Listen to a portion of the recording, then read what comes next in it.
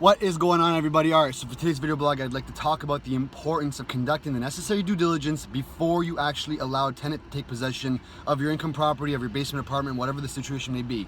It is much easier to screen and find the right tenant than it would be to evict somebody. The Landlord and Tenancy Act is completely biased towards protecting the tenant in Ontario. And that's not even a debate. There's no questions about that. It's literally set up to protect the tenant, and you'll lose your mind trying to evict somebody on non-payment of rent or bad tenant, okay? So you want to know as much information about your potential tenants before you actually make a decision. So how do you do that? Ask the right questions: credit check, employment check, criminal check. All right, now, don't make a decision based on poor credit. People go through stuff, it happens, you know, somebody might have a bad year and they're trying to pick themselves up and they're putting their credit back together. However, a red flag would be somebody that's got 10 years of arrears and just completely poor history across the board, all right, or 7 years of poor history.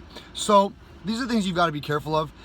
References, ask for references, call the references and ask the right questions. How were they with the rent payment? How were they with noise complaints? Was there cops being called? These are things you actually want to know, and you'd be surprised how much information to be willing to offer you, as opposed to just calling going, hey, how were they as tenants? They were fine. All right, so call and ask the necessary questions.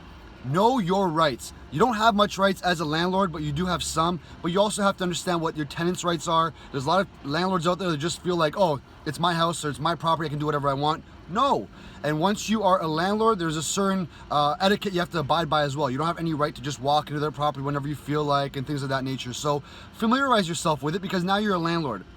I'm gonna do another video regarding non-payment and how to evict an actual tenant. It's a long, drawn-out process, but just you don't want to deal with having to evict somebody. And again, everyone hears these stories about these horrible tenants and things that have happened. Yes, it's true. I've come across it with my clients. There are some really bad tenants out there. There's professional renters that know how to game the system. However, those people are a very small, minuscule portion of the actual pool of renters out there. A large majority of them are amazing people who just want somewhere to rent so they can move on their way, and it's a mutually beneficial relationship, all right? So you just want to make sure that you're conducting the necessary steps and you're doing the necessary due diligence to protect yourself and your biggest investment. All right, so if you have any questions, Jacob at SoldByJacob.com, Facebook, Instagram, SoldByJacob. Thanks, guys.